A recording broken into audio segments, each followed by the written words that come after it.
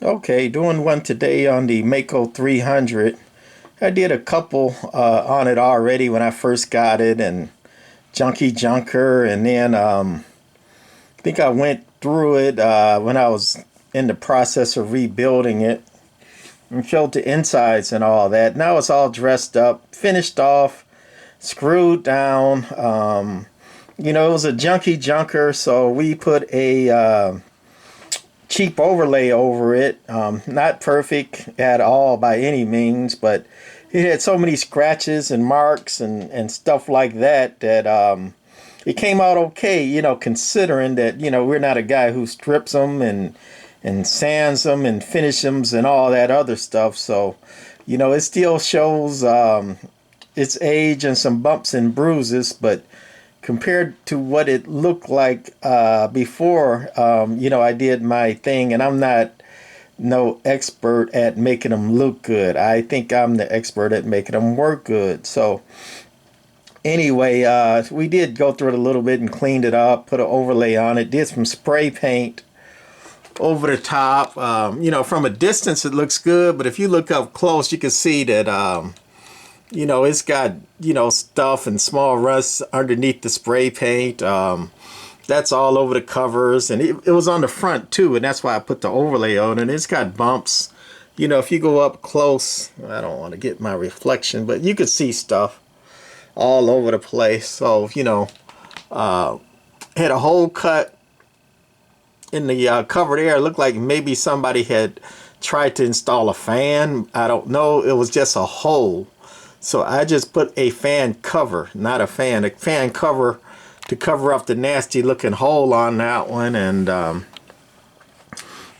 the side. By the way, I have people, asking all the time, how do you tune them or what's what? This normally has a knob on it, but I had to replace that variable cap. So it's got a screwdriver adjustment there for that cap. That's the input tune. And over here in the back, right there, that's the grid tune. And then when you tune an amp, it doesn't make that big of a difference, but if it's real mistuned, you want to do it quickly. You come to the front, you tune the tune and load on the outputs first.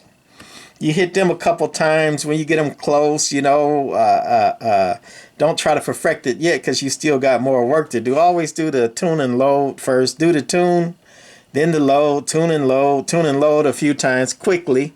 Don't worry about getting it perfect yet, because you're going to go back to it. Then the driver, whether it's got a driver tune like this one or a driver tune and load like on some other amps, hit the driver tune and load 1 or 2 times.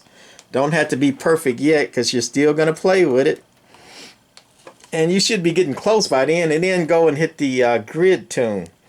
The best way to do the grid tune is to put an SWR meter in between the amp and the amplifier and adjust it for a low SWR. However, some people adjust it for max watts.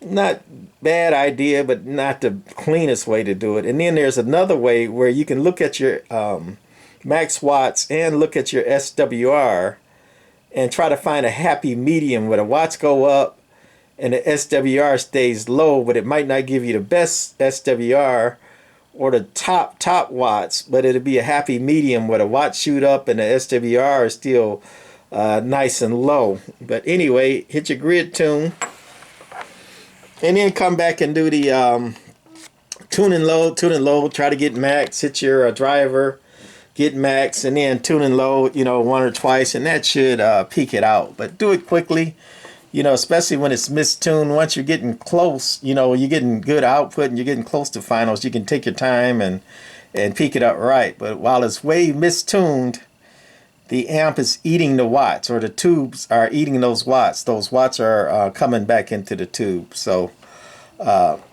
anyway, hopefully this thing is still tuned up. One of the tricks I use on old amps sometime is I put it on a power strip. That way I don't have to keep turning them on and off and on and off. Even though this has new switches all the way across. But anyway, it's on, and I turn it on a power switch strip. That way it doesn't kill my on-off switch. You know, that's a weak point in a lot of these amps, especially in, you know, 50-year-old amps, with those switches internally get carboned up and loose, and the springs and clips are worn internally and they go bad. So it's best to replace them. But if you want to save them, turn it on and off and get you a power strip. That way, you know, the power strip is taking the hit and not the on-off switch, whether you're turning it on and off. That's just a quick little tip. And hopefully this bad boy is already, you know, tuned up. I think I've been through them before. This one does not have a preamp. It's just power on, standby on and off. AM SSB just puts a delay on the relay for SSB, and then the low high switch, and then tune and load on the front. And that's about all to it. It is 2 driving 5, 6 LF6 or 8950, and I got 6 KN6s in it, which are 6 LF6 equivalents. And this one has 2 transformers. Maco made quite a few different versions of this amp. Some had 1 transformer, which is a little bit bigger than the 2 that are in this one, and some used 1 driving 4 with M2057 tubes, and then I think I've seen 1 driving 5 and then 2 driving 5, and they use 6 LF6s and some other variants, and 8950s, and one with 1 driving 4 I've seen with M2057s. All Maco